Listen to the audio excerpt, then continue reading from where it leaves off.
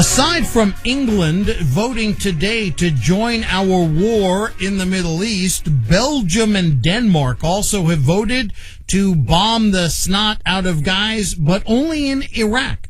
There have been no votes by Britain, no votes, not any votes by Britain, Denmark, Belgium, or others to get involved in Syria. That seems to be us and those that we can bully in the Middle Eastern neighborhood to join us. Oh, and France. Yes, France is the one European country that's going and bombing in Syria. But this is going to go on for a long time because nobody's going to rush in and take the land. And as soon as the bomb wreckage is cleared, the same old folks will go in. And the truth of the matter is, and you can go out and fact check me all you want, you will find that for all the bombing we've done in the last couple of weeks, nobody's gained an inch of ground against these Islamic State guys.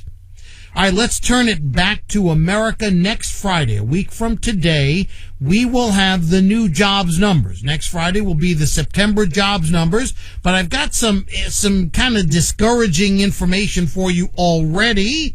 It's kind of sad to see. The United States Conference of Mayors, which kind of by the name, the United States Conference of Mayors, it's an organization of big city mayors, has recently revealed that the U.S. economy not only recovered all the jobs lost during the recent depression, but those jobs have changed by the nature of their character. Although the U.S. Conference of Mayors report shows that we've regained all the jobs lost during George W. Bush's and the Republicans' Great Depression Part 2 that they launched on us when the banks melted down starting in 2007, all the jobs have been recovered, but the new jobs average 23% less pay than the ones that we lost. That is from the U.S. Conference of Mayors, and there is another study out by Rutgers University. This Rutgers University study found 1 in 5, that's 22% technically, who lost their jobs. 22% of Americans were laid off in the last 5 years. 1 in 5 U.S. workers were laid off in the last 5 years. That's Rutgers University.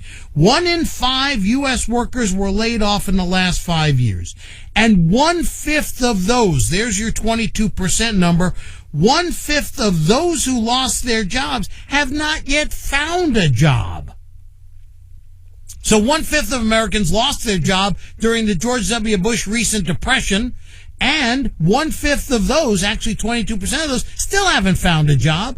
And, you know, we talk about this when the monthly jobs numbers come out. We still have 3 million Americans who have been unemployed for more than 6 months. Those are the long-term unemployed, 3 million Americans. We've got another several million Americans above that, beyond that, added to that, who have part-time work, who want to work full-time.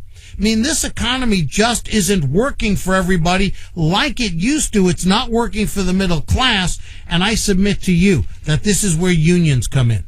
This is why unions are so important, because unions can organize workers and say, we're going to get you higher wages and better benefits. Do you really think employers are just like out of the goodness of their heart are going to just like hand out money and benefits? Gosh, I don't know. Yeah, I think the answer is quite no. That's why unions are important, because they will get the workers the wage hikes they need to keep themselves fed and clothed and housed. Everybody on the Republican side loves bashing the unions, and then they love with their American exceptionalism. What makes America exceptional is the fact that we've got unions getting people middle-class wages. So when you talk American exceptionalism, that's unions, okay? Gosh, I don't know. Well, forget him. 1-888-321-6001 is our number. 1-888-321-6001. And I do have a double senior legal analyst time for you in 1/2 hour. Let's start with Mark in Seattle. Mark. Hey, Norm, it's Mark Taylor-Canfield. How are you doing? Hey, Mark, how are you? Good. Just took a lot of the summer off, to enjoy this wonderful weather up here in Seattle, because I know it's going to be raining for the next 9 months. So, well, send us your water, because we really need it down here. Sounds like it. Yeah. I don't know. I think, you could use some of our water. We got some of your sunshine, apparently. So. Well, I'll personally, help raise money for a pipeline so that we can stick a pipe into Seattle and bring some of that water down here.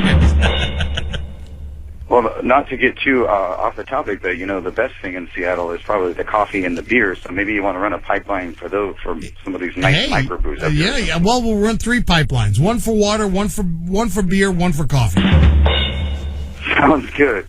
Well, I'll tell you the reason I called is Tom Morello is in town today in Seattle, and I'm going to be covering that event. He's here to talk about the $15 an hour minimum wage campaign that's spreading across the country. There are now $15 an hour groups in Philadelphia, New York, also Portland, Oregon, up in Minnesota, and in Los Angeles. So he's here to talk about that. He's here partly at the behest of Shama Sawant, our socialist city council member, who was, by the way, one of the major speakers at the climate change conference in New York City the other day. But what folks don't know about this story and about another story up here, we do have a $15 an hour minimum wage in Seattle, and we do have legal marijuana, but there are efforts to repeal or restrict both of these new initiatives. And in terms of the $15 an hour minimum wage, the problem there is that there have already been 2 signature gathering campaigns, neither of which was actually successful, but it was an attempt in the Seattle area to run a citywide referendum to repeal the $15 an hour minimum wage, or at least to reduce it. And then we have this guy up here named Tim Eyman, who maybe you've heard of. He's sort of infamous, actually, I would say, for being a paid conservative signature gatherer. And he was largely responsible for our version of Proposition 13 a few years ago, which resulted in the fact that Washington State was $3 billion in debt at one point. But he is wanting to raise $1 million, $1.1 million actually, through the Restaurant Franchise Association to try to pass a state law saying that one city cannot have an individual minimum wage in Washington State. They all have to be the same, which in effect, of course, would throw out Seattle's minimum wage and also the $15 an hour minimum wage in SeaTac, Washington. So I just want people to know that these 2 stories that were great successes in Seattle are under siege, and the problem with the illegal marijuana situation is that out of 330 licenses that were supposed to be given out, only 32 shops have actually opened. And actually in the Seattle area, there are only 2. They're constantly running out of pot because of the huge demand. But even with the small number that are currently pot retailers that are currently in business, Washington State has gotten $3.5 million in taxes since July 8th from the legal sale of marijuana, and that's out of a gross sales of $14 million, which actually beats the pants off of Colorado, but they have beat the pants off us in terms of really instituting these regulations and getting the business going, because in Washington State, the Washington State Liquor Control Board is very conservative, very puritanical, and they're making it so difficult for people to open up shops that they just send out letters to 56 licensees saying that they're probably not going to get their license because they haven't followed all the restrictions, really limited regulation on the growing and distribution and selling of marijuana in Washington State. So I just wanted people to know that this great success in both of these areas is under challenge right now, and this will be an ongoing story into next year. In fact, they're thinking that Eyman's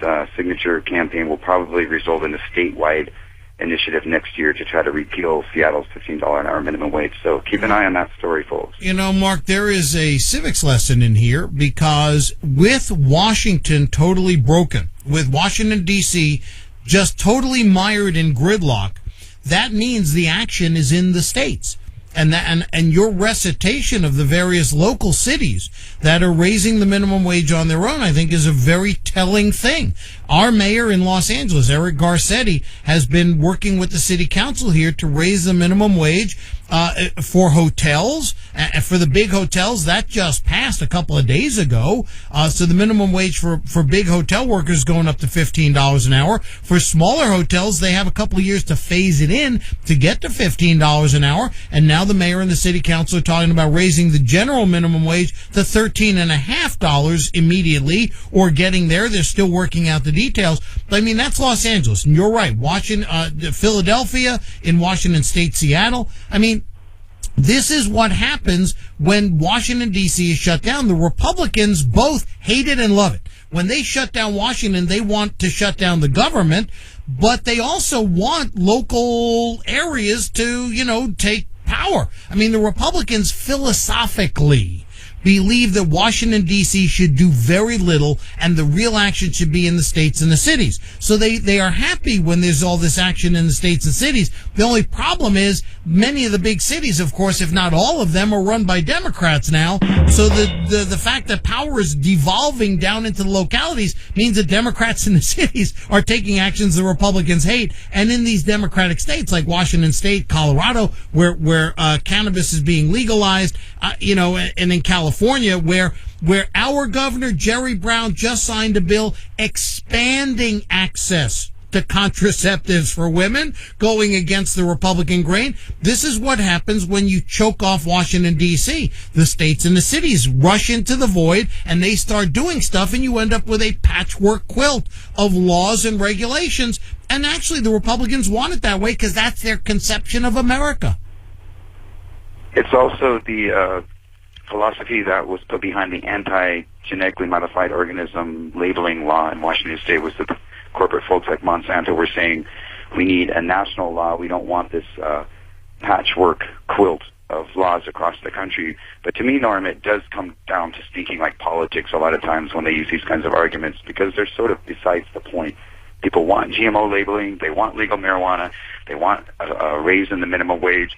And so to pull these red herrings out of their pocket and, raise millions of dollars from corporations to try to turn back the people's votes is really suspect to me. It really shows that they're not really a populist movement. They are representing corporations and people who want to protect their interests, and they're not interested in what the people have to say. So well, Mark, they also are using the initiative system to twist, these politics and force Washington State to do things like challenge the $15 an hour minimum wage. And I think that's just poor policy and poor politics. Well, Mark, I've got a story you're going to love in 45 minutes. It's from the New York Times. It was sent to me by an emailer whose name I can't make out because it was just all initials, so we'll just leave the name out of it because I don't know this person's name.